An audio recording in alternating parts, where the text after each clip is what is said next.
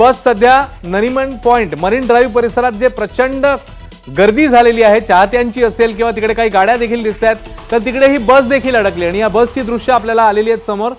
त्यामुळे ही बस अजून इच्छित स्थळी पोहोचलेली नाहीये, ती बस तिकडे अडकलेली आहे आणि पुढच्या काही मिनिटांमध्ये कदाचित त्या बसला मार्ग मोकळा करून दिला जाईल आणि मग ती बस पोहोचेल। पण सध्या तरी इतकी प्रचंड गर्दी मरीन ड्राईव्ह आणि परिसरात आहे की त्यामुळे ही बस अडकून पडलेली आहे आणि त्या बसची दृश्य आपल्या समोर आहेत।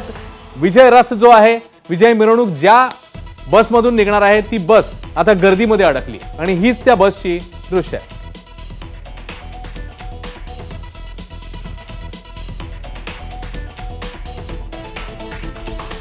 प्रचंड गर्दी आपण जसं म्हणतोय मगाचपासून प्रत्येक मिनिटागणिक चाहत्यांची गर्दी वाढत गेली। तिकडे वानखेडेमध्ये अनेक लोकांना जायचं होतं, मात्र तिकडे देखील गेट्स बंद करण्यात आले आहेत कारण वानखेडे स्टेडियम हाऊसफुल झालंय आणि मग हे फॅन्स कुठे अडकून पडलेत तर ते मरीन ड्राईव्ह आणि परिसरात त्यातले अनेक जण पोहोचलेत।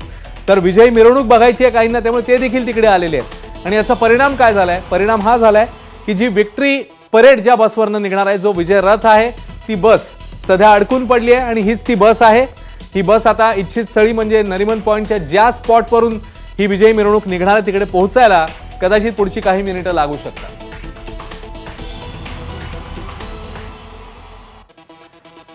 आणि एकीकडे ही बस आता कधी पुढे मार्गस्थ होते आपण बघणारच आहोत, पण तत्पूर्वी एक अपडेट ती म्हणजे भारतीय संघ टीम इंडिया आता पुढच्या काही मिनिटांमध्ये मुंबईमध्ये दाखल होते। त्यांचं विमान काही वेळातच पोहोचेल आणि मग जंगी विजयोत्सवाला सुरुवात होईल। वानखेडे स्टेडियमवर तोबा गर्दी तर झालेलीच आहे, एअरपोर्ट परिसरात देखील त्यांची प्रतीक्षा करण्यात येते, तिकडे देखील ढोलताशांचा गजर होणार आहे।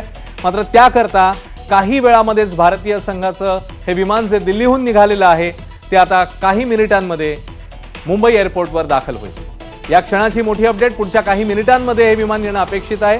त्यानंतर एअरपोर्टवरून हा संघ पोहोचेल तो नरिमन पॉइंट परिसरात आणि नरिमन पॉइंट ते वानखेडे अशी ही विजयी मिरवणूक निघणार आहे।